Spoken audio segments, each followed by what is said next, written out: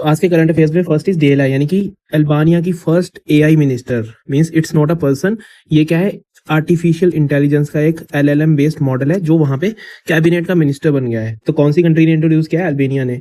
तो it is first in the world, दुनिया में पहली बार ऐसा हुआ है कि एआई कैबिनेट का मिनिस्टर बन गया है। ये हैंडल करेंगी पब्लिक टेंडर्स और प्रोक्योरमेंट की मिनिस्ट्री। रीजन क्या दिया है वहां की गवर्नमेंट ने कि करप्शन को कंट्रोल करने के लिए ये कारगर साबित होगा। लेकिन एआई का एज अ मिनिस्टर बहुत सारे कंसर्न्स है। फर्स्ट ऑफ ऑल, रिस्पॉन्सिबल किसको होल्ड करोगे? अगर गलती हो गई तो किसको रिस्पॉन्सिबल और अकाउंटेबल होल्ड करोगे? देन एआई के जो मॉडल्स होते हैं उनकी ट्रेनिंग सोसाइटी के डेटा के बेस पे होती है ना।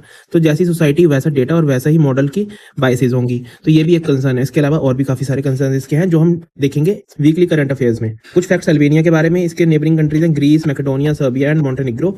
और एक चीज आपने ध्यान में रखनी कि ये अभी तक ईयू का मेंबर, यूरोपियन यूनियन का मेंबर नहीं है। देन चाइना ने हांगकांग में रियल वर्ल्ड एसेट्स को बैन कर दिया, उसकी ट्रेडिंग को फिलहाल के लिए रोक दिया है। तो देखते हैं कि रियल वर्ल्ड एसेट्स आखिर में हैं क्या। तो ये basically blockchain based digital tokens हैं।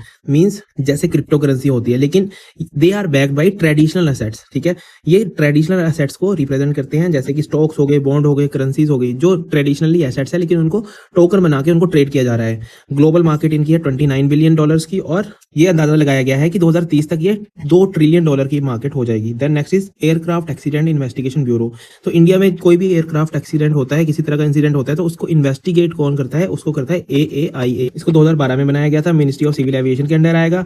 और ये 3 कैटेगरीज में फिलहाल इन चीजों को बांटता है, यानी कि accident, serious incident and incident. और इन तीनों पे इंक्वायरी करता है। बेसिकली इन 2 कैटेगरीज में यहाँ पे इन्वेस्टिगेशन होगी। देन आपको शिकागो कन्वेंशन भी पता होना चाहिए। Basically it is related to civil aviation, और इसमें ये लिखा गया है कि जिस स्टेट में, यानी कि जिस कंट्री में, जिस नेशन में एक्सीडेंट होगा वहीं की एजेंसी इन्वेस्टिगेशन करेगी।